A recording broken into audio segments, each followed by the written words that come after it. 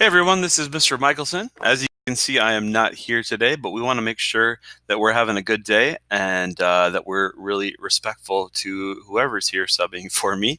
Please make sure that class just goes as normal. You're following directions and just treating things like a normal day in LA.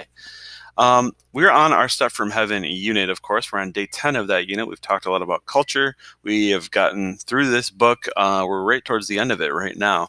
And so we're going to talk a little bit about it here today.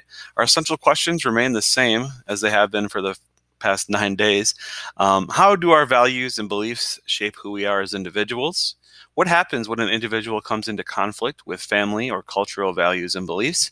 And what does it mean to be an American?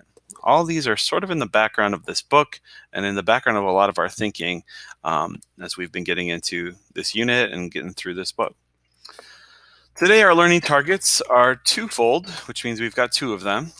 The first is I can cite several pieces of textual evidence to support analysis of what the text says explicitly, as well as inferences drawn from the text. So we're going to be looking at some quotes from the book, probably from a little earlier in the book, maybe not from what you read for today, but we'll take a look at that, do some analysis, and try to make some sense of some of the things that we've already read. The second one is I can determine the meaning of words and phrases as they are used in a text, including figurative and connotative meanings. We talked a lot about figurative language last time with similes and metaphors, and we're going to kind of use that work and go a little further with it here today. So we're going to start with a writer's notebook activity. This is a quote from page 96, so feel free to find it in your book if you would like. But here it is. You always want more. My best is always not enough. You are strangling me to death with your hopes. I'd like you to look at that quote in your writer's notebook in the next 5 minutes or so. Tell me, what does this quote mean? What is it all about?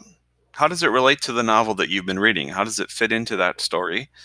Who said it and thought it? That's an important piece, especially for this quote. And what does it reveal about that character or other characters? What does it reveal about the conflicts that we've seen in this novel? The difficulties, the struggles we've seen this family go through, and just the general plot of the story that you've been reading, that Yang Zhu's been telling us as a narrator. So I'll let you get started on that.